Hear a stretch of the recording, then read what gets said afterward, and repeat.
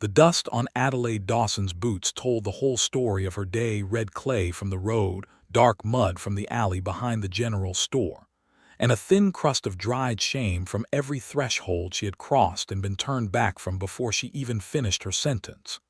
It was the spring of 1873, and the town of Harrow Creek, Texas, sat baking under a sun that showed no mercy to the living and even less to the desperate. The railroad had come through the previous year, which meant the town had swelled from a quiet outpost into something that fancied itself important, with painted storefronts and a mayor who wore a pocket watch he checked constantly, as if time itself answered to him. But prosperity, Adelaide had learned in the span of a single terrible afternoon, did not make people kinder. Sometimes it made them considerably worse.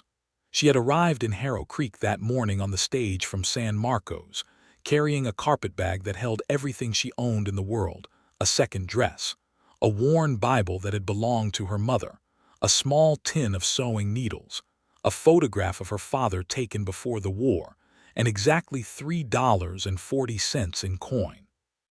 She was 22 years old, and she had the kind of face that people noticed: dark eyes wide and serious beneath a brow that carried the permanent crease of someone who had been doing their own thinking for a very long time. Her hair was the color of chestnuts in autumn, and it was pinned up neatly, because she had pinned it up carefully that morning before the stage arrived, wanting to make a good impression in whatever town she found herself in.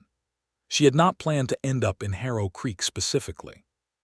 She had simply ridden as far as her money allowed and stepped off when the driver called the stop, hoping that a town of this size might have work for a woman who could sew, cook, keep books, or teach letters to children.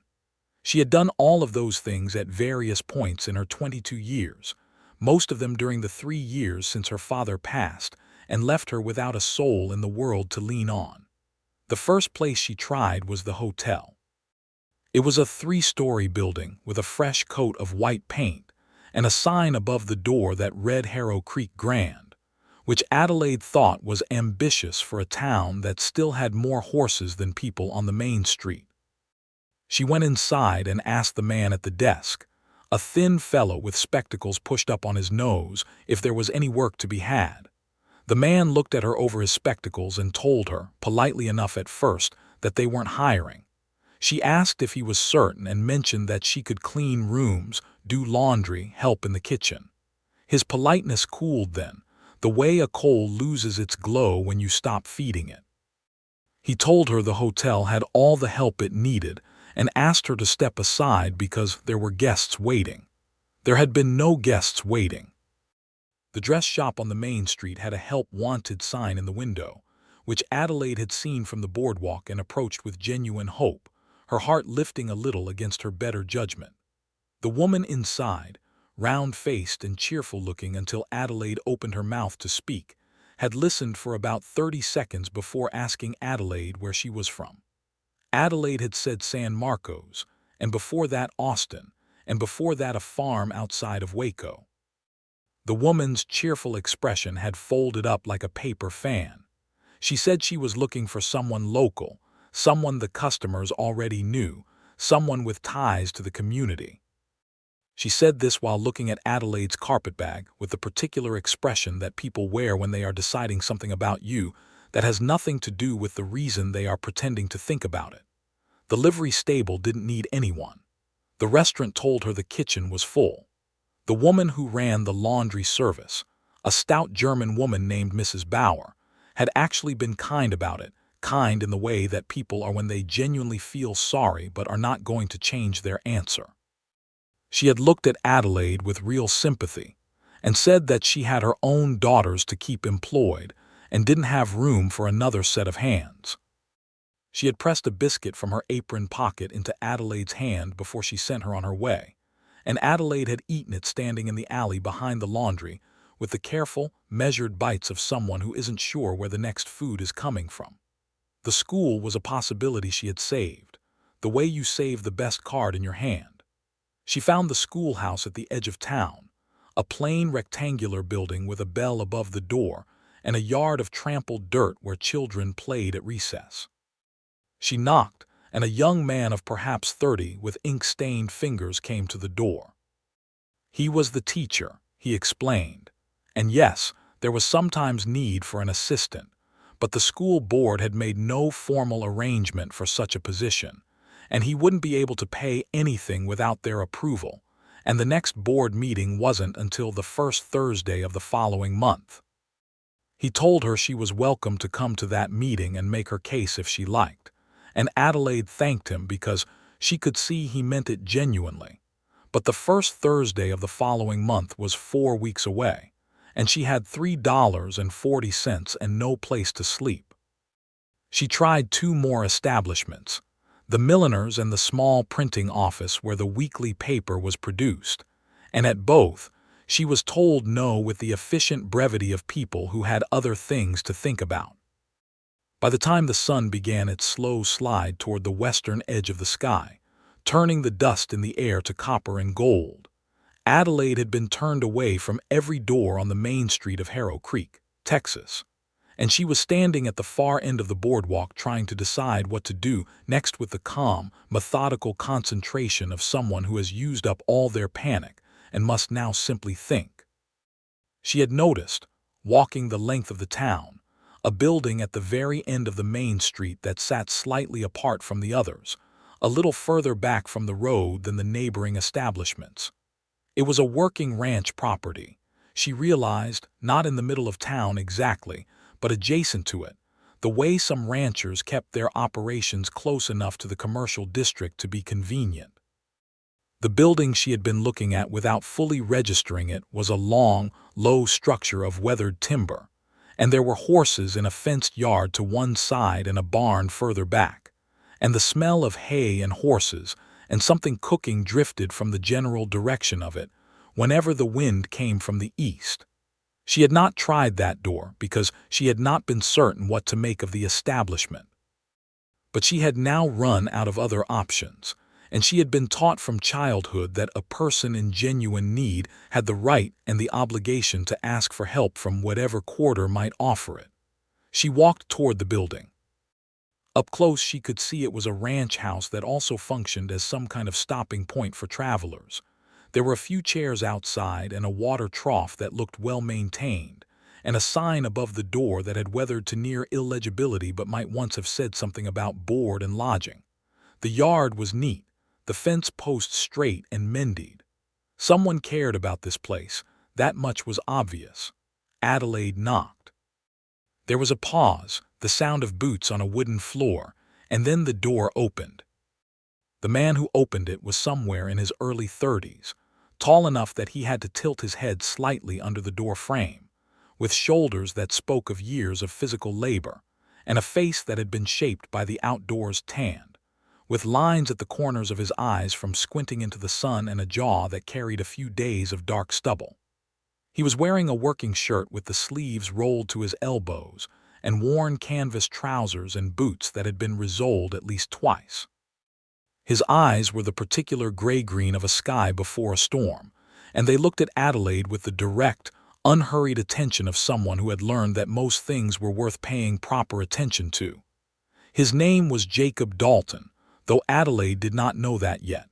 He looked at her carpetbag, at her dust-covered boots, at the careful control in her face that was holding together over something less controlled beneath it, and he waited. Not impatiently. Just waited, the way someone waits when they are genuinely prepared to hear whatever comes next. Adelaide had been rehearsing variations of her speech all afternoon, adjusting and refining it with each rejection, trying to find the version that would work. Standing in front of this man, all of that rehearsal left her completely. What she said was the plain truth, without framing or strategy. "I have been to every business on this street today asking for work," she said. "Every one of them has told me no. I have enough money to eat for maybe 2 days and I do not have anywhere to sleep tonight. I can work hard and I can learn anything that needs learning, and I am not asking for charity. I am asking for a fair chance.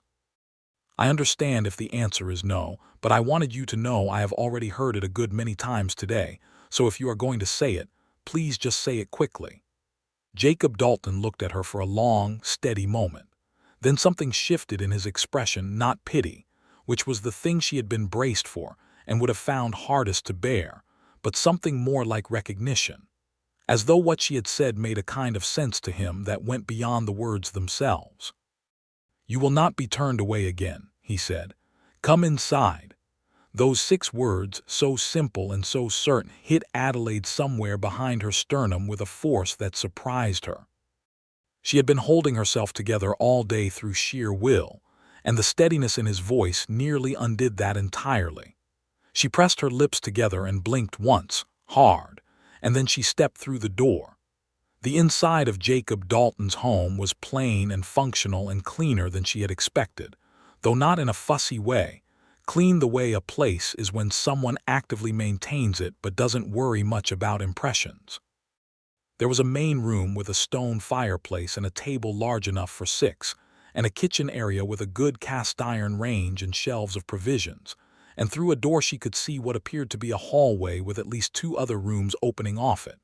A woman was standing at the kitchen area, broad and brown-haired, wiping her hands on an apron.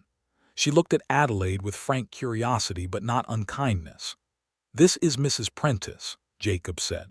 "She manages the house and cooks. She's been at this place longer than I have."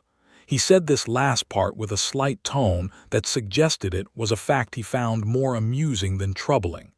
"Mrs. Prentice looked Adelaide up and down with the efficient assessment of a woman who had seen a great many things and was not easily impressed or alarmed by any of them. "You hungry?" she asked. "Yes," Adelaide said, because she had decided several hours ago that she would not pretend otherwise. "Sit down then." Adelaide sat at the table, and a bowl of beef stew appeared in front of her with a square of cornbread on the side, and she ate it with the careful dignity of someone who is very hungry but determined not to show it by eating too fast. Jacob sat across from her while she ate and asked her name, and she told him, and he told her his, and she asked what his ranch was called. "The Dalton Spread," he said. "Not a very inventive name. My father started it. I've been running it for 6 years since he passed." He paused. "I've got cattle, 8 working hands, and more to manage than 2 sets of hands can easily keep up with. Mrs. Prentice will tell you I've been needing someone who can help keep the books and handle the correspondence, because I am better with cattle than I am with numbers."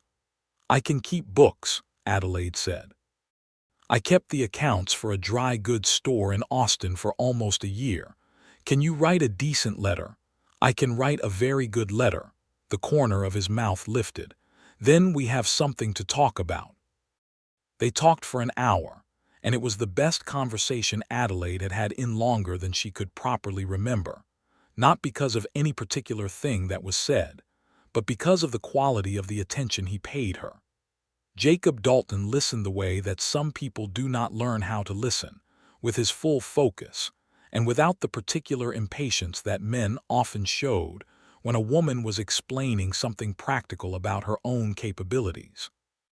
He asked clear questions and heard the complete answers before he spoke again, and when Adelaide explained what she had done and where she had worked and what she could offer, he nodded slowly, as though everything was being filed away carefully against future use.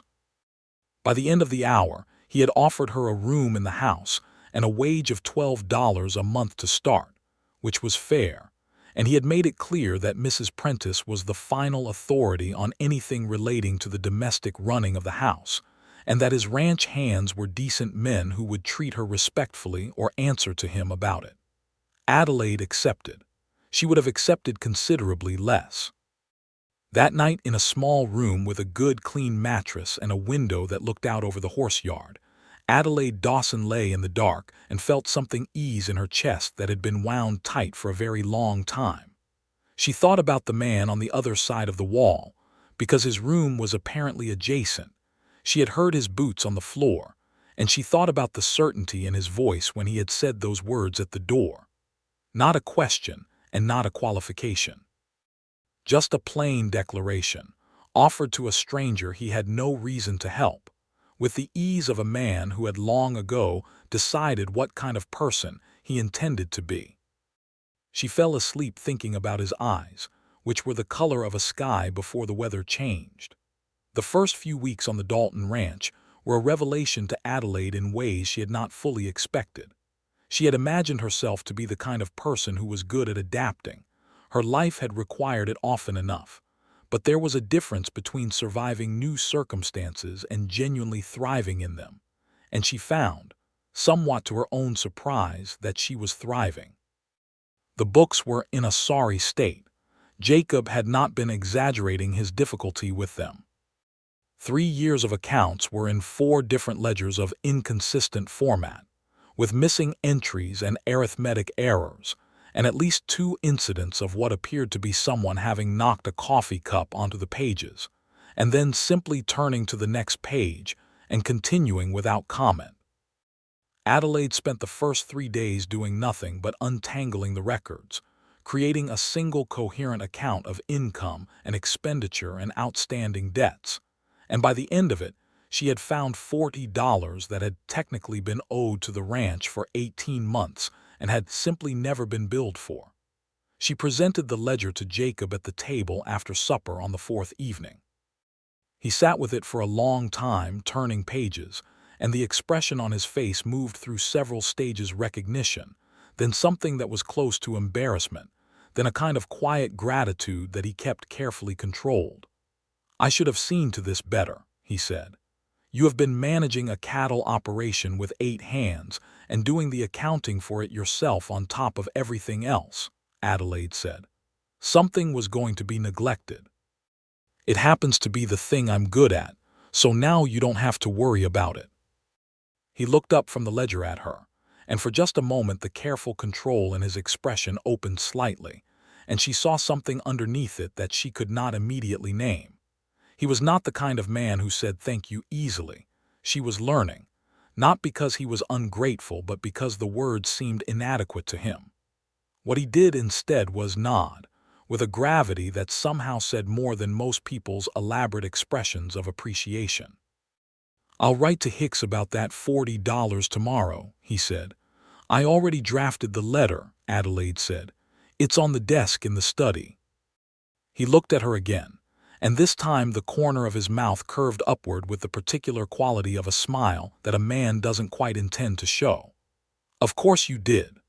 The ranch hands were, as Jacob had promised, decent men who treated Adelaide with straightforward respect and occasional wariness, the way working cowboys treated most things that entered their daily routine that they weren't entirely sure what to do with. The foreman was a man named Caleb Prout, weathered, 50 or thereabouts, with a white mustache and a habit of addressing everyone as though he expected them to be sensible, which Adelaide appreciated. He warmed to her slowly, the way a cautious dog warms to a new person by stages, and she appreciated that too because it meant that when his approval came, it was genuine. It was Caleb who told her, about 2 weeks into her time at the ranch, what he thought of her accounting work. He said it plainly, without ceremony, while they were both standing at the fence watching a young horse move in the yard. "Those books hadn't been right since Jacob's father kept them," he said. "It was always a thing I worried about. You've settled it." He looked at her sideways. "I'm glad he found you." "He didn't find me," Adelaide said. "I found him." Caleb Prout considered this and then nodded. "That's truer," he agreed. Jacob Dalton was a more complex thing to understand than his ranch books, and Adelaide found herself doing it anyway, reading him the way she had always read things that interested her, with careful attention and genuine desire to understand. He was not a talkative man, but he was also not a silent one. When he had something to say, he said it, and when he didn't, he was quiet without making the quiet feel like a barrier. He laughed rarely but with real warmth when something genuinely amused him, and he had strong opinions about the management of cattle and the character of horses, and almost no opinions whatsoever about things he hadn't thought carefully about, which Adelaide found to be a refreshing rarity. She learned, in pieces, the shape of his life. He had been born on the land his father had broken. His mother had died of fever when he was 12, and he had grown up between his father and the ranch work, which had made him practical and capable, and possibly slightly under-equipped for anything that did not have a clear task associated with it. He had been engaged once, 6 years ago, to a woman from a neighboring ranch, but she had gone back east to visit her sister and written a letter from Boston explaining that she had decided to stay. He had not been bitter about it, or if he had been, the bitterness had long since composted itself into something more useful. He spoke of it once briefly when Adelaide asked him a direct question, and said only that he thought they had been better suited to the idea of each other than to each other in fact, and that he thought it had been honest of her to say so rather than come back and be unhappy about it. "You are not angry with her?" Adelaide had asked, genuinely curious. "I was," he said. "For a while. Then I decided being angry about someone being honest was a poor use of a man's energy." Adelaide had thought about that for several days afterward. She had been at the ranch for just over a month when the situation with the Harden brothers became a problem she could not ignore. She had first heard the name at the supper table. Jacob had been speaking with Caleb after the other hands had gone to the bunkhouse, and the name Harden had come up in a tone of voice that Adelaide recognized as the tone people use for things they have been dealing with for a long time and are tired of. She had not asked about it that night, but she made a note of it in the way that she made notes of all things she intended to understand eventually. The Harden brothers, there were 3 of them. She learned over the following days by listening and asking careful questions, were neighbors of a sort. Their property bordered the Dalton spread to the north, and they had a persistent habit of running their cattle across the boundary markers into Dalton land, grazing Dalton grass, and pretending when confronted that the markers had moved on their own. The youngest Harden, whose name was Dennis, was 25 and had a particular talent for pretending innocence with the face of a man who has never had an innocent thought. The middle one, Roy, was simply loud and unreasonable. The eldest, Frank, was the one Jacob took most seriously as a concern, because Frank Harden was not loud and did not pretend innocence. He simply looked at whatever he wanted with the flat assessment of a man who was calculating how to get it and doing the arithmetic patiently. Adelaide understood, from what she observed and what she pieced together, that Frank Harden wanted the Dalton land. Not the whole spread necessarily, but the southern pasture, which had a good spring and a creek that ran reliable through the summer dry months. The kind of water access that made land valuable in the particular way that Texas land became valuable, which was to say it made the difference between a herd thriving and a herd struggling. She was in the study working on the quarterly accounts on the afternoon that Frank Harden rode up to the house with his 2 brothers behind him. She heard them in the yard and looked through the window and recognized Frank from Caleb's description, tall, sandy-haired, with the kind of good looks that required good behavior to be appealing, and since it was apparent from his bearing that good behavior was not his particular concern, the effect was merely unsettling. Jacob came out to meet them. Adelaide could not hear the conversation from the study, but she watched it. Jacob stood with his arms loosely at his sides in the posture of a man who is not afraid but is also not looking for trouble. Frank Harden talked. Jacob listened. At one point something Frank said made Jacob's jaw tighten just briefly before the neutrality returned.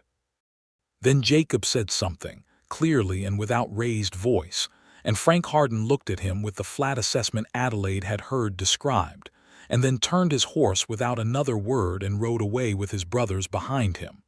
Jacob came inside. He went to the kitchen and poured himself a glass of water and drank it slowly. What did he want?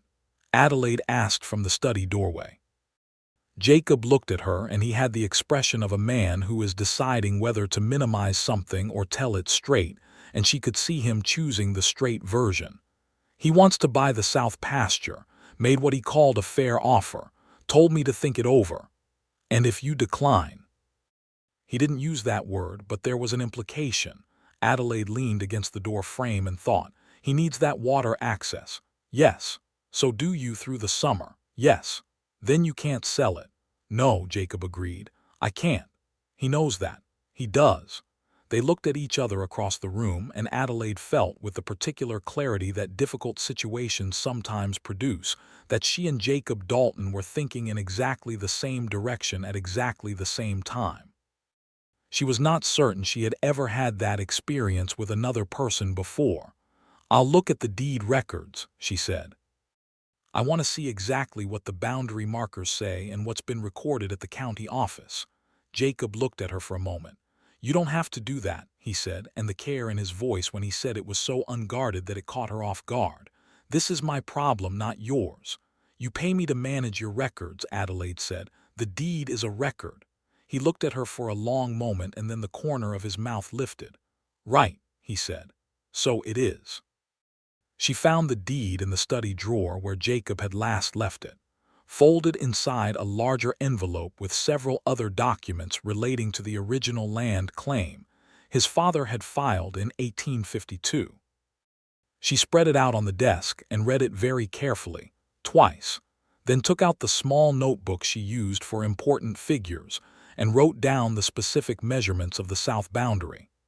Then she wrote a letter to the county land office in the nearest county seat, which was a town called Beardsley, asking for a copy of the officially registered boundary survey.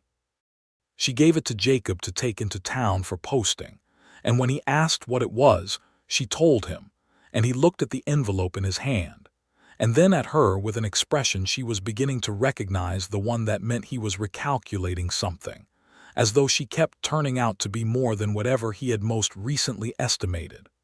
The reply from the county land office came 12 days later.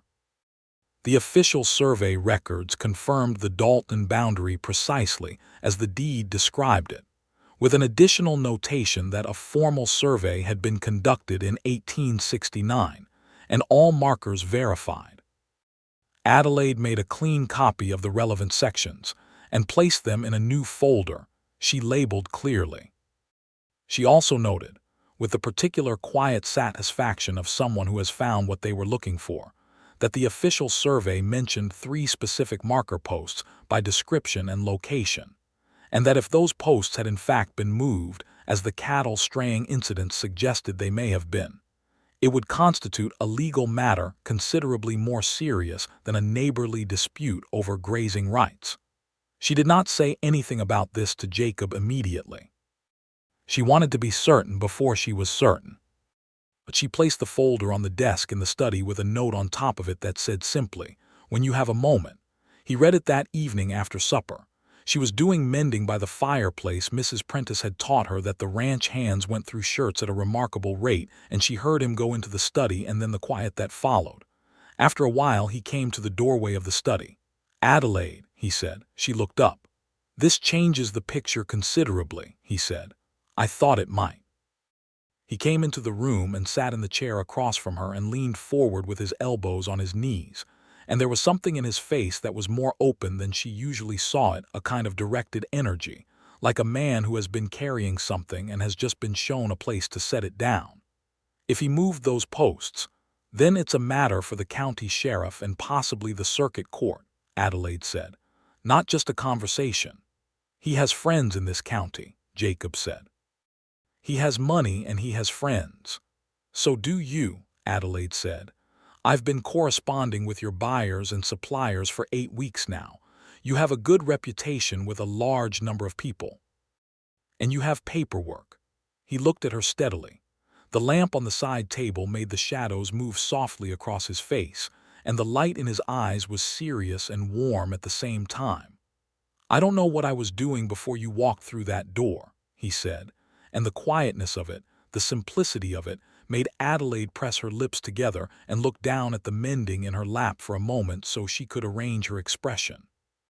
"Losing $40 and having improperly surveyed boundary lines, apparently," she said, and the laughter that came out of him then was genuine and full, and so unexpected on his usually composed face that it startled her into laughing too, and for a few moments they sat in the lamplight laughing at nothing and everything, and Adelaide felt something that she recognized late and with some alarm as happiness. She had not felt it in a long time. She had not expected to feel it here. The situation with Frank Harden reached its point of confrontation on a Tuesday in early July, 3 months after Adelaide's arrival. The summer had settled in with the particular ferocity that Texas summers deployed, the air pressing down hot and still and thick with the smell of dry grass and baked earth, and the water at the creek in the south pasture had become exactly the critical resource that everyone knew it was. Harden's cattle had pushed through the boundary fence in the night, not for the first time, but this time in larger numbers, and when Caleb rode out at first light and saw the damage and came back to report it, the look on Jacob's face was the look of a man who has been patient a very long time and is now done being patient. Adelaide had already ridden for town before he reached the house. She had heard Caleb's horse come in fast, and she had known what it meant. And she had made a decision with the particular swift certainty that she had learned to trust in herself in difficult moments.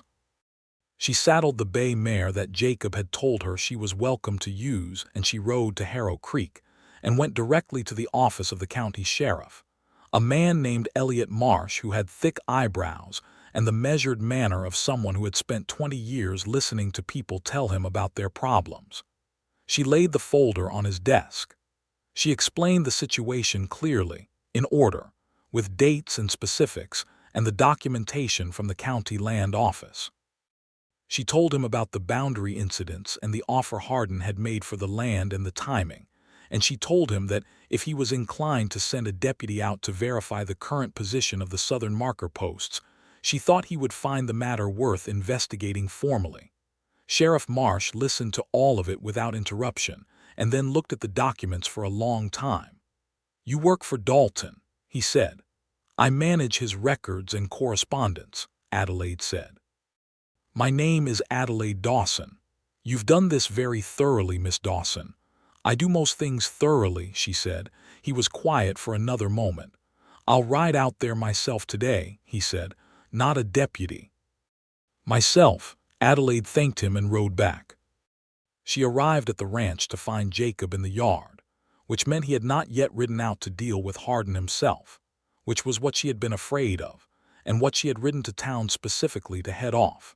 Not because Jacob was a violent man, but because a confrontation between two men over a boundary dispute had a particular way of going badly in Texas in 1873, and she had decided that the situation called for documentation and authority rather than anger. However justified the anger might be, he saw her ride in and his expression did something complicated. "Where have you been?" he asked, and the question had more edges to it than just curiosity. "Sheriff Marsh's office," she said, sliding down from the mare. "He's coming out today to look at the posts."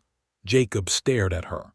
The complicated expression resolved into something that was part relief and part something else she couldn't fully read yet. "You rode to the sheriff." "Someone needed to do it before you rode to the Harden place," Adelaide said, and she said it matter-of-factly, without accusation, because she understood that she was telling him something he was going to need a moment to sit with. He was quiet for several seconds. The sun was sharp and hot above them, and somewhere behind the barn a horse was moving restlessly in its stall. Then he said very quietly, "That is exactly what I was about to do." "I know," she said. Another moment of quiet. Then, "Thank you, Adelaide." She nodded and led the mare toward the stable, and he watched her go with an expression that she did not see because her back was turned, but that Caleb Prout, who was leaning against the fence 10 yards away, observed with a small, private nod of understanding. Sheriff Marsh came out that afternoon with a deputy and a surveyor's chain, and they walked the southern boundary with Jacob and with Caleb, and Adelaide rode along because she had the documentation, and because nobody told her not to.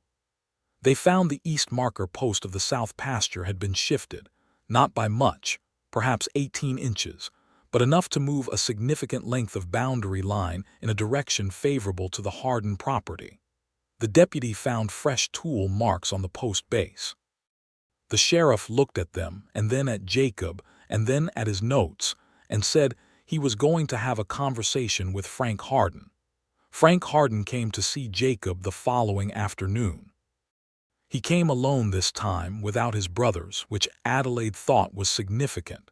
He came to the door and Jacob answered it, and Adelaide was in the study with the door slightly ajar, and she heard the whole thing.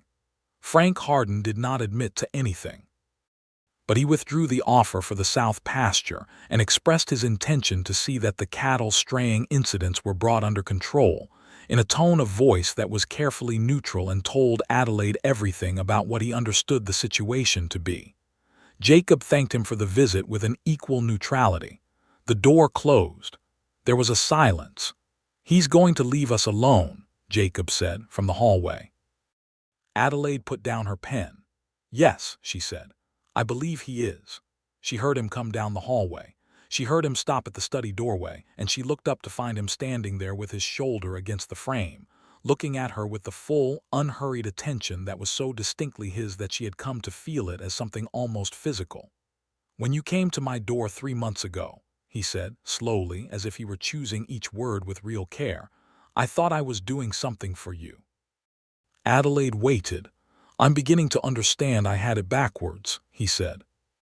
Adelaide looked at him, at the openness in his face that he allowed so rarely, and that she had come to understand was worth everything he kept back against it, and she felt the particular vertigo of a person standing at the edge of something large and realizing only now how close they are standing to it. "You haven't had it backwards," she said. "I think we've been doing it for each other." He looked at her for a long moment and then nodded once slowly and went back down the hall. And Adelaide turned back to the ledger and could not read a single number for the next quarter hour because her heart was making too much noise. Summer deepened and the land dried to a crackling gold, and the creek in the south pasture ran lower, but ran, as it always had, as the reliable thing it had always been. Adelaide settled into the rhythm of the ranch with the ease of someone who had found, almost by accident, the exact shape of space that fit the shape of herself. She learned the names of all 8 ranch hands, and the names and temperaments of every horse on the property, and the particular sounds the cattle made in the evening when they had water, and the particular sounds they made when they did not. She learned that Jacob woke earlier than anyone else on the ranch, and sat on the porch with his coffee in the gray pre-dawn light for 20 minutes every morning before he began work, and that this was the one time he did not want to be talked to, not out of unfriendliness, but out of some private necessity that she recognized as similar to her own need for solitude and respected completely. She learned that he could not carry a tune whatsoever and was cheerfully untroubled by this fact, and that he had a habit of reading when he could find the time real books, not just the newspaper, and that the small shelf in the study held volumes that had been read and reread until their spines were worn to nothing. She found a copy of David Copperfield between a cattle almanac and a surveying manual, and felt an inexplicable tenderness for the man who had put it there. She also learned, gradually, and with the strange mixture of shyness and certainty that she was not accustomed to feeling, that Jacob Dalton was looking at her. Not constantly and not obviously. He was not the kind of man who made things obvious before he was sure of them. But she caught it in the way his attention would find her across a room before he spoke, and in the extra half-second that his eyes held hers when they were having a conversation, and in the particular quality of care he showed in small practical ways, making sure she had a lamp that worked properly in the study, asking in passing whether the mare suited her or whether she'd prefer a different horse, telling Caleb to make sure the hands knocked before they came to the main house, because Miss Dawson was working and did not need interrupting. He said Miss Dawson. She was not certain when she had started wishing he would say Adelaide in exactly that same register. It was Mrs. Prentice who said it plainly. On a hot August afternoon, when Adelaide was helping her put up preserves in the kitchen and Jacob had just ridden out to check the cattle and Adelaide had watched him ride out perhaps a moment longer than was strictly necessary. "Girl," Mrs. Prentice said, setting down a jar with a firm click, "you are about as subtle as a thunderstorm." Adelaide looked at her, I don't know what you mean. Mrs. Prentice looked back with the expression of a woman who has 50 years of experience and is not going to pretend otherwise. Yes, you do, she said. For what it's worth, he watches you walk out of every room he's in. She picked up the next jar and filled it with efficient, practiced movements. I've been at this ranch since his father's time. In all that time, I have never once seen that man watch anyone walk out of a room. Adelaide did not say anything. She turned back to the preserves. Her face was warm, and she was fairly certain it was not entirely from the heat of the stove. He's a good man, Mrs. Prentice said simply. The best kind. The kind that doesn't know what to do with a feeling until he's absolutely certain of it, so don't expect him to rush. I'm not expecting anything, Adelaide said. No, Mrs. Prentice agreed, something dry and affectionate in her voice. Of course you're not. The moment that things changed was not dramatic. It was, in fact, so quiet that Adelaide almost didn't recognize it for what it was until it had already happened. It was a September evening, and the heat had finally broken into something bearable, and the sky in the west was doing extraordinary things, with color great horizontal bands of orange and pink and deep violet, the kind of sky that made even the most practical people stop what they were doing to look at it. Adelaide had finished the week's correspondence and come out onto the porch, and Jacob was already there, leaning against the rail, looking at the sky with his hat in his hands. She stood beside him, not close enough to mean anything, just near. They watched the sky together in the comfortable quiet that had become one of the things she valued most about being in his company. The fact that the silence between them had never been awkward, had always been a kind of conversation in itself. "Do you ever think about leaving?" he said, and his voice was quiet and careful in a way that told her he had thought about saying this before and was now choosing to say it. Adelaide looked at him. "Leaving? Going somewhere else, taking a position elsewhere. You could," he said. "You're good at what you do, you could work anywhere." She understood then what he was really asking. She turned to face him more fully, and he turned to look at her, and the last of the evening light was between them, that extraordinary violet orange that made everything look both more real and more like a dream than it usually did. "I don't want to go somewhere else," she said. He looked at her for a long moment, and the careful control in his face was doing less work than usual. "Adelaide," he said, and there it was, that register she had been wishing for without letting herself name it, quiet and certain, and saying far more than her name. "Jacob," she said. He reached out and very carefully, with the precise deliberateness of a man who does not do things without meaning them, took her hand. His hand was large and calloused and warm from the day's work, and he held her hand in both of his as though he were holding something he had not expected to be given and was making very sure not to drop. "I have been trying to think of the right way to say something," he said, "for quite a while now. I'm not certain I've found it." "Say it anyway," Adelaide said. "I'll follow the meaning." The corner of his mouth lifted, and then the whole of his expression opened in the way it very rarely did, and he looked at her with everything he had been keeping carefully organized and stored, all of it at once. "I think you are the most remarkable person I have ever met," he said, "and I think about you considerably more than is probably appropriate for an employer." A brief pause. "I would like to not be your employer if that's something you would consider." Adelaide looked at him, at this man who had opened his door to a stranger carrying a carpet-bag and $3.40, and had asked nothing of her except that she do the work she'd offered to do, who had trusted her with real responsibility, and listened to her with real attention, and made a space for her in his life with such natural ease that she had sometimes had to remind herself it was real. She looked at him standing in the extraordinary light of a September evening, holding her hand with the careful reverence of a man who understood the weight of what he was holding. "I would consider it very seriously," she said, and she let herself smile at him with the full force of it, nothing held back, and the smile she got in return was one she thought she could look at every day for the rest of her life without ever wanting anything different. He brought her hand up and pressed his lips to her knuckles, the gesture old-fashioned and completely sincere, and she felt it run straight through her like a current through water. "Will you allow me to court you properly?" he asked. "I have not done it in a long time, and I may do it imperfectly, but I intend to do it earnestly." "Imperfect and earnest is considerably better than perfect and insincere," Adelaide said. "Yes, Jacob, court away." He laughed again, that full genuine laugh that she loved, and the last of the evening light caught it, and somewhere in the barn a horse shifted peacefully in its stall, and the smell of dry grass and cooling air and the good clean smell of the ranch settled around them like something that had always been there and always would be. The courtship, as promised, was earnest if not entirely polished. Jacob Dalton was a man who expressed himself better through action than through words, which Adelaide found she did not mind in the least because his actions were thoughtful and consistent, and told a story as clear as any speech. He took her riding on Sunday mornings, showing her the parts of the ranch she hadn't yet seen, the north pasture where the grass ran long and pale, the ridge that overlooked a wide valley to the west, the place by the spring where cottonwood trees grew, and the light came down through them in the afternoon in long gold columns.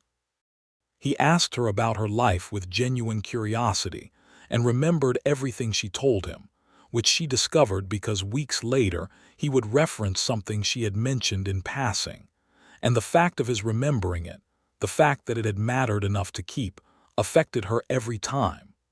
He also did small things without ceremony or announcement. Her lamp in the study was replaced with a better one. The step at the back of the house that had been slightly loose was fixed one morning between dawn and breakfast.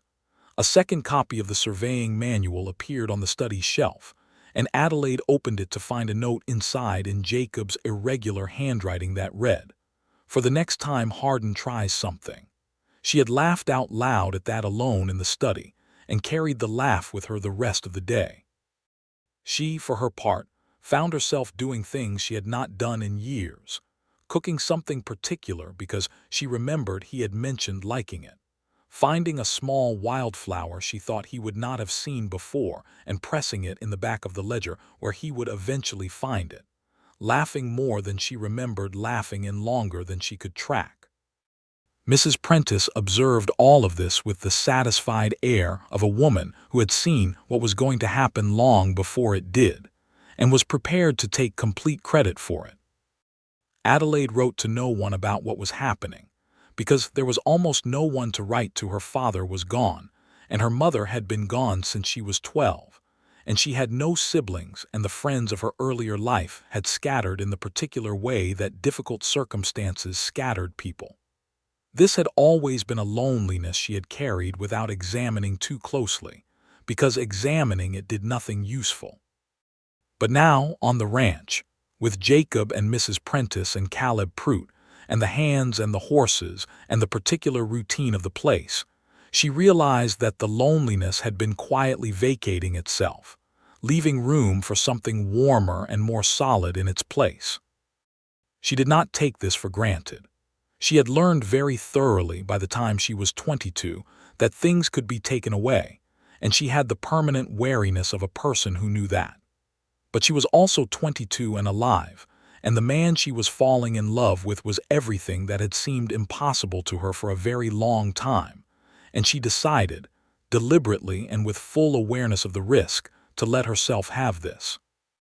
The question was asked on an October morning, under the cottonwood trees by the spring in the south pasture, which had recovered from the summer's low point, and was running again with the particular quiet music of moving water that Adelaide had come to love. They had ridden out to check the fence posts, a task that had taken on additional significance since the summer's events, and they had finished and were standing by the spring letting the horses drink, and the morning was cool and clear and smelled of damp earth and grass. Jacob had been quiet for most of the ride, the specific quiet that Adelaide had learned to recognize as thoughtful rather than withdrawn. She had been quiet too, content to be where she was. He spoke without preamble, the way he often did when he had decided something. "I want to ask you to marry me," he said.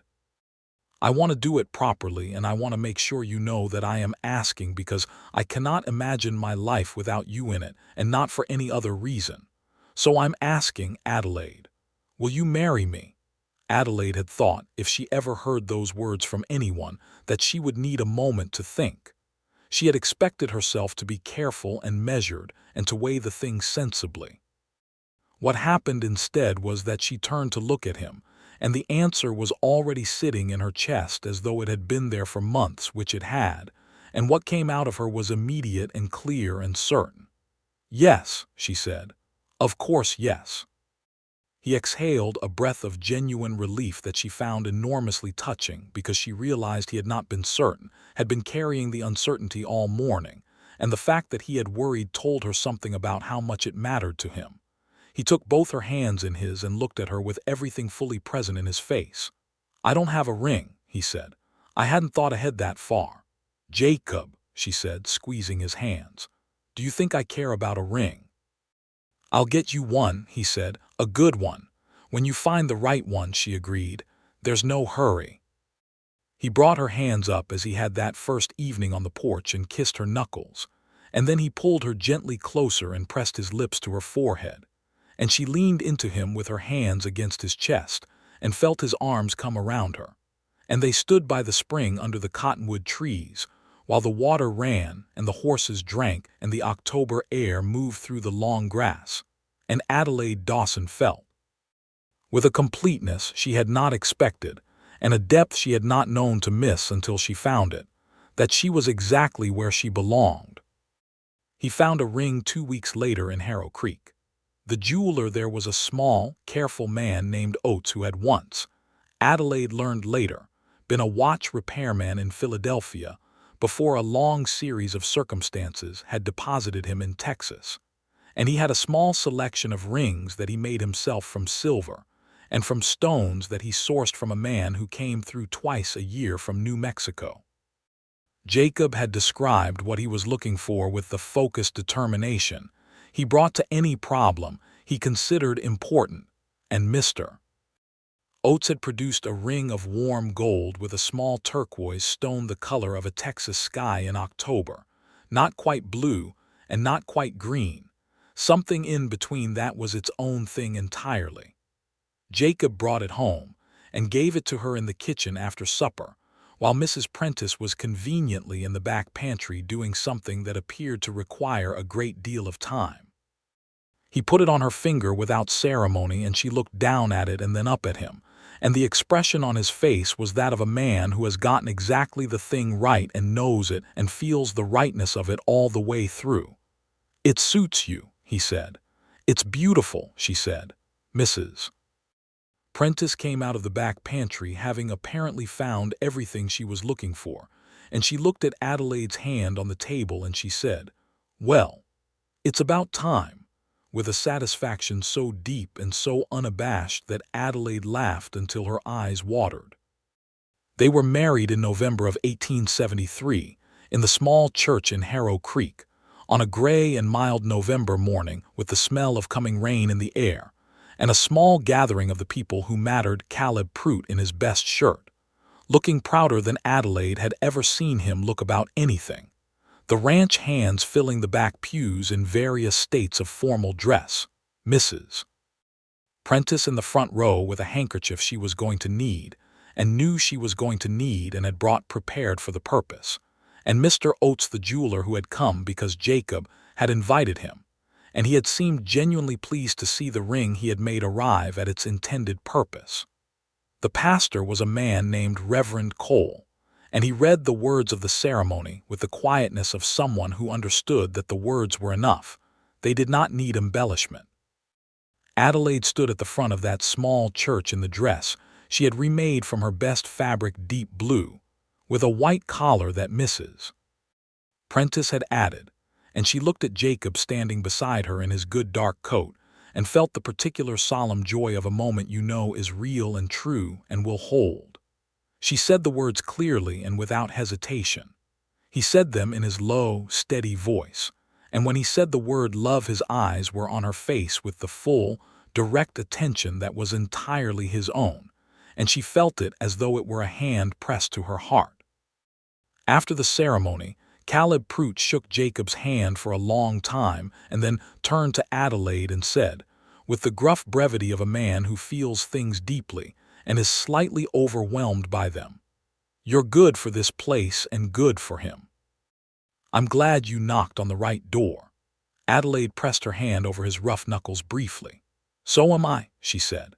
The rain that had been promising all morning came that afternoon, a good steady soaking rain that the dry land absorbed gratefully, and they rode back to the ranch through it without hurrying, the horses moving easily on the wet road, Jacob's shoulder against hers as they rode side by side, and it was the best rain Adelaide had ever been caught in. The year that followed was the making of something. Adelaide threw herself into the management of the ranch's business side with the same thoroughness she had applied to the accounts, and with Jacob's full trust and the authority that came with being his wife and partner rather than simply his employee. She transformed the way the operation ran. She negotiated better rates with two of the main buyers in San Antonio, presenting the Dalton Ranch's consistent quality record with the calm confidence of someone who knows what the numbers say and is not afraid of them. She established a system of correspondence with 3 other ranches in the county for mutual early warning about market conditions and weather, which Caleb told her was the sort of cooperative arrangement that people talked about doing and never actually did, and which turned out to be valuable beyond its original purpose, because it built the kind of relationships that mattered in difficult seasons. Jacob ran the land and the cattle and the hands with the deep competence of a man who had done it all his life and loved it. They worked alongside each other with the ease of two people whose skills happened to complement perfectly. He the physical and practical, she the organizational and communicative. And the ranch, in the years following their marriage, grew steadily in the way that things grow when they are being properly tended. And Jacob loved her. He showed it in the way that suited him, consistently and without dramatic declaration, but with a depth and steadiness that Adelaide found more sustaining than any declaration could have been. He saved the interesting things that happened in his day to tell her in the evenings. He deferred to her judgment in the areas where her judgment was best, and advocated strongly for his own in the areas where his experience was deeper. And when they disagreed, which they did, because they were both people with strong opinions, they disagreed with the respect of two people who knew the difference between the argument and the relationship. He reached for her hand with the same naturalness as breathing, and she had stopped trying to keep track of how many times a day she caught herself looking at him and thinking, with a completeness she still was not entirely used to, that she could not imagine being happier than this. On the morning Adelaide told him she was expecting their first child, in the spring of 1875, he was in the yard mending a gate latch. She came out with his morning coffee. She often brought it to him when he was working in the yard rather than waiting for him to come in, and she told him plainly, because that was how they told each other things, and he set down the coffee and the latch immediately and stood up and put his hands on her face and kissed her forehead and her cheeks and then her mouth, and then said her name against her hair. And she held onto the front of his shirt and felt the warmth of him and thought this. This is what the other side of all those doors looked like. The child was a boy, born in November of 1875, after a long night that Mrs. Prentice managed with brisk competence and calm instruction, and Jacob sat outside the bedroom door for most of it with his elbows on his knees and his head bowed in something between prayer and pure concentration. And when the sound of a newborn crying came through the door, he sat perfectly still for several seconds, as though he needed to confirm what he had heard. Adelaide, exhausted and entirely satisfied, held the baby and watched Jacob come into the room and cross to the bed and sit beside her, and the expression on his face when he looked at his son for the first time was unlike any expression she had ever seen on anyone. All the control, all the careful management of his feelings gone completely, replaced by something enormous and unguarded that moved across his face like light moving across water. He held the boy with the same careful reverence with which he had held Adelaide's hand on that first September evening on the porch, as though he understood the weight of what he was holding. "What do we call him?" he asked. They had discussed names, but had left the final decision to the moment of arrival, which Adelaide had insisted on because she had a feeling the right name would be obvious when the time came. She looked at her son's serious dark eyes just opened, a thatch of dark hair, a face that was somehow already both of theirs and entirely his own. "Henry," she said, "for your father." Jacob looked at her over the baby's head, and the expression in his eyes in that moment was something Adelaide kept with her like a stone in a pocket, something she could reach for in any hard moment for the rest of her life and find warm. Henry James Dalton grew into a child of enormous energy and direct manner, interested in everything and afraid of nothing, with his father's steadiness and his mother's particular way of paying attention to the world. He was walking by his first birthday and talking in full sentences by his second, and by the age of 3, he was following Caleb Prout around the yard asking questions about horses at a rate that Caleb bore with remarkable patience and visible satisfaction. In the spring of 1878, a second child came, a girl this time, born on an April morning when the bluebonnets were just coming up in the pastures, and Adelaide named her Clara Margaret for both their mothers, and Jacob held her in his big, careful hands and said that she looked like Adelaide, which was the truth, and Adelaide told him that was the nicest thing he had ever said to her, which made him laugh. By then the ranch had grown. They had taken on 2 more hands and expanded the herd, and added a proper office to the house, a room that Adelaide had planned, and that Jacob had built with Caleb, and 2 of the hands over the course of a single long September weekend, working from a sketch Adelaide had drawn on the back of a supply invoice. The room had a south-facing window for the light and built-in shelves along 2 walls for the records, and Adelaide's desk sat under the window so that when she worked she could look out over the horse yard, and the fence line and the cottonwood trees at the edge of the south pasture, visible in the distance when the air was clear. Harrow Creek had grown too. The town had continued its expansion from the railroad, and there were new businesses and new families, and the school had added a second teacher, which Adelaide had been pleased about, remembering the young, ink-stained schoolteacher who had once told her to come back in 4 weeks.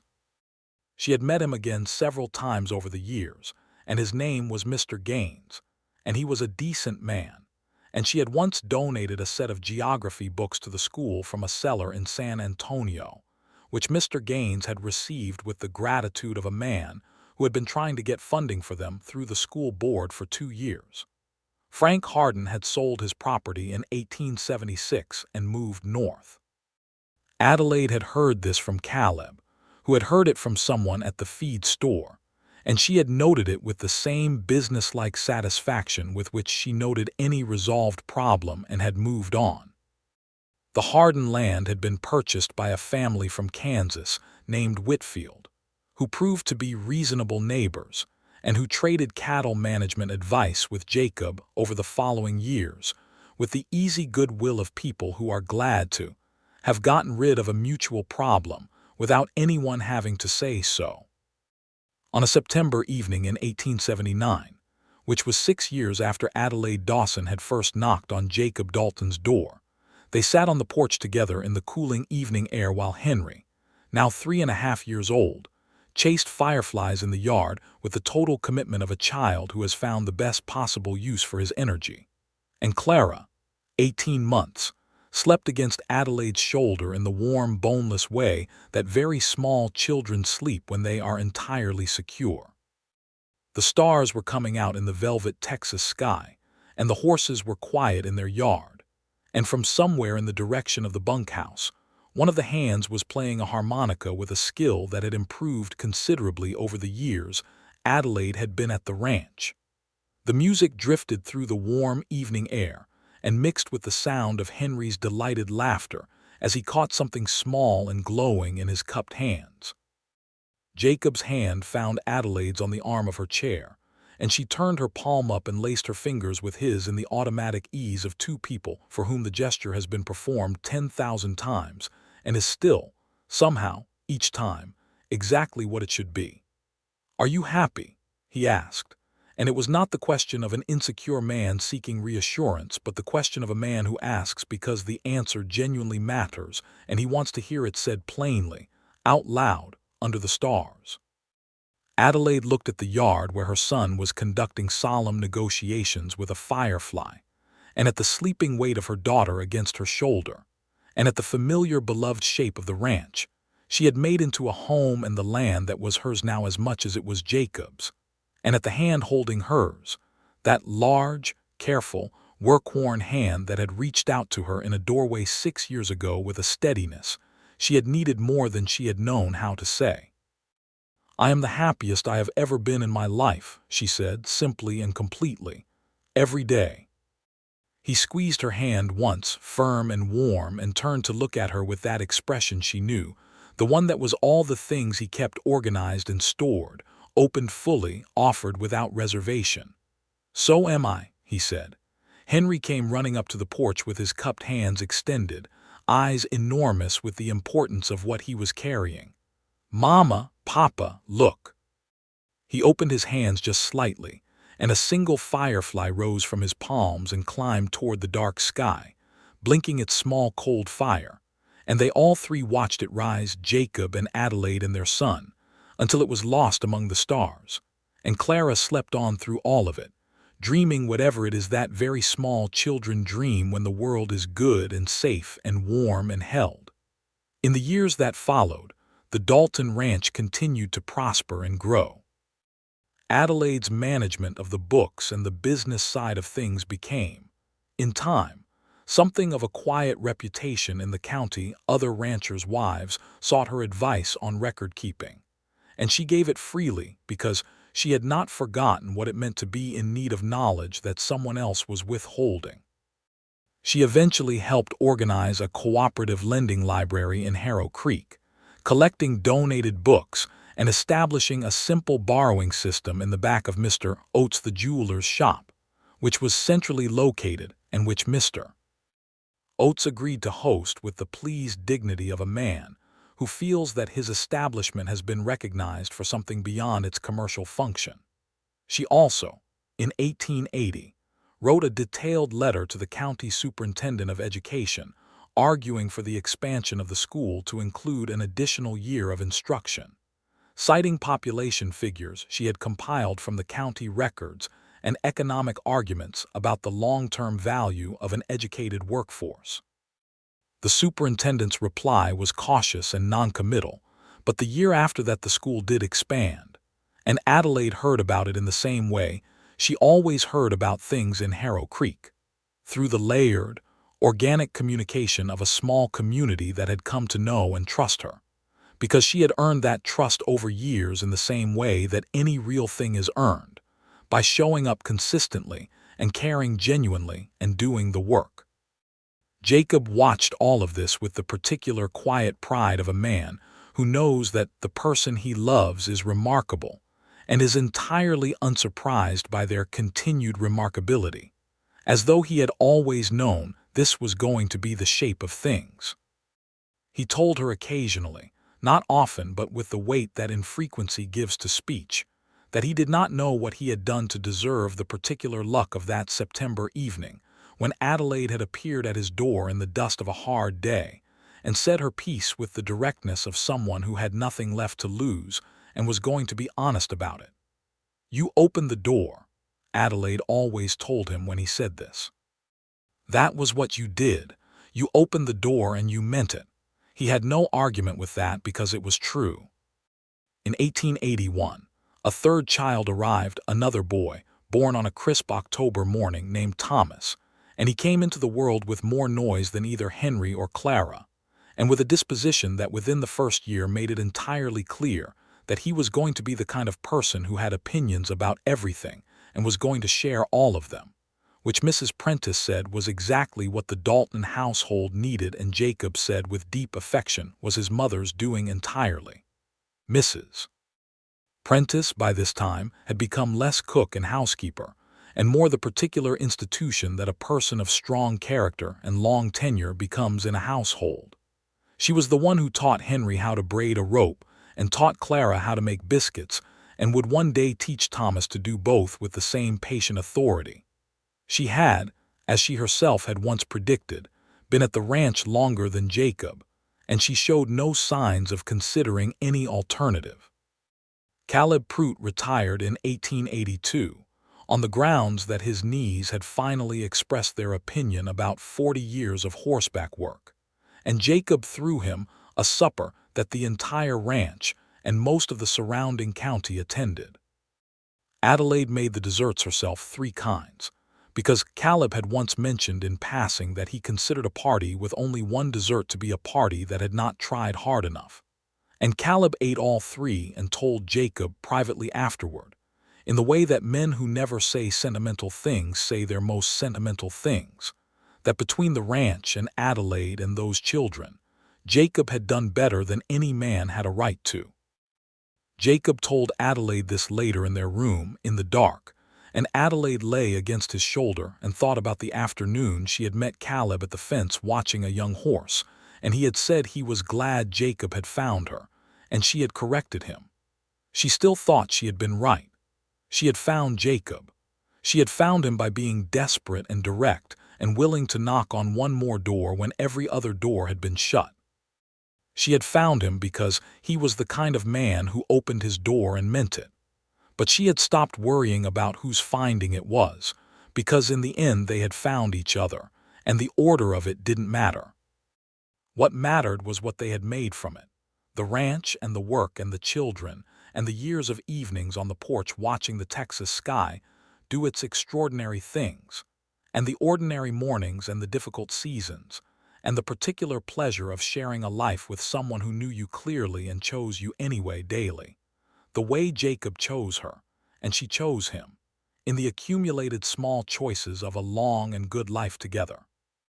Henry turned 8 in November of 1883 and asked for a horse of his own for his birthday, which he received a steady bay colt that he named, after much deliberation, Captain, on the grounds that it was a serious name for a serious horse.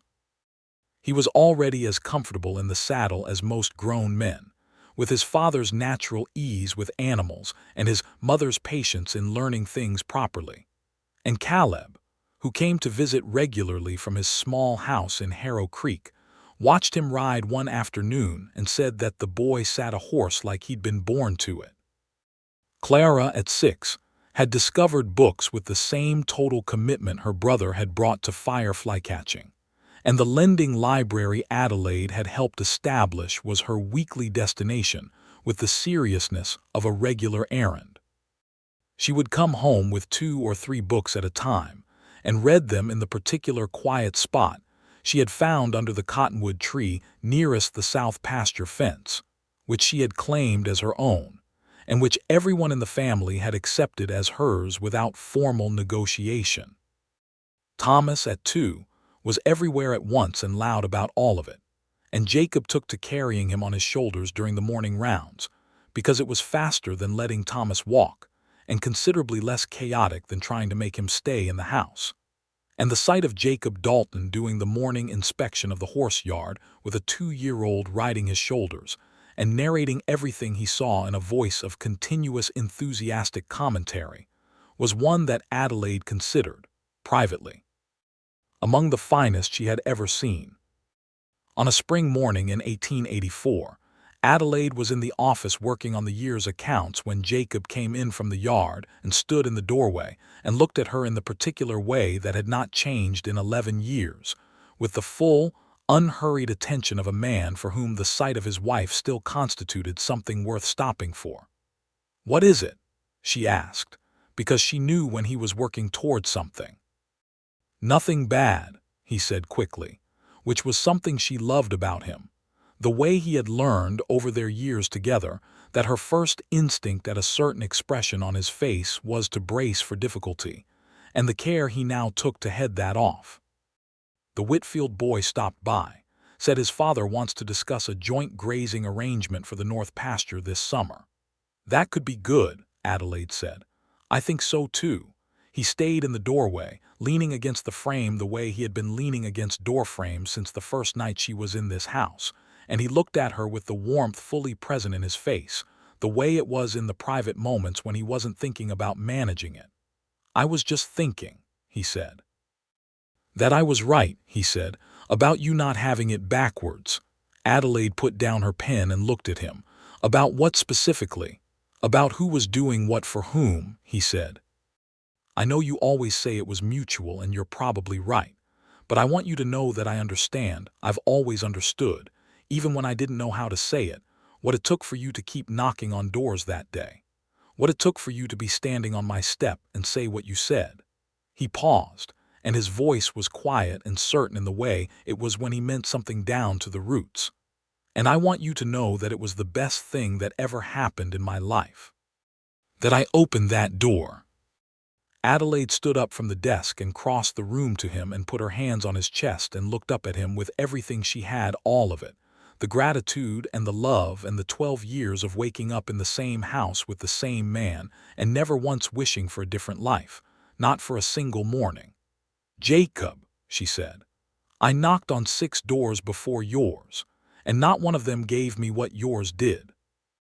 He put his arms around her and held her in the open doorway of the office they had built together in the house they shared. And through the south-facing window behind her, the Texas morning was doing what Texas mornings did, bright and wide and generous with light. The land stretching out to the horizon in the gold and green of spring. The cottonwood trees in the south pasture catching the breeze. The horses moving in the yard. Henry's voice somewhere distant calling to Captain. And somewhere in the house, the sounds of Clara reading and Thomas, making the particular sounds that 2-year-olds make when they are contentedly engaged with something small and fascinating. The life they had made was all around them, ordinary and extraordinary at the same time, the way the best things are. Adelaide pressed her cheek against Jacob's chest and felt the steady, certain beat of his heart under her ear. That heartbeat she had come to know as well as her own, that had become as reliable to her as the creek in the south pasture, and the morning light and the sound of her children's voices. All of it woven together into the fabric of the life she had never expected and had been given anyway, simply because she had been brave enough and desperate enough and honest enough to knock on one more door. And Jacob Dalton, the man who had opened it, held her close in the warm spring morning and felt the same. And the ranch spread out around them in every direction, solid and rooted in theirs, the future running ahead of them as open and wide as the Texas sky. They stayed there a long moment in the doorway, neither in a hurry to move, both of them belonging entirely and completely to the place they stood, to each other, to the full and good and settled life that had grown up around a single act of ordinary grace on an afternoon in 1873. A door opened to a stranger, 6 words spoken, and everything that followed. Everything that had followed was more than either of them, in their most hopeful moments, could have known to ask for, and it was all completely and entirely theirs.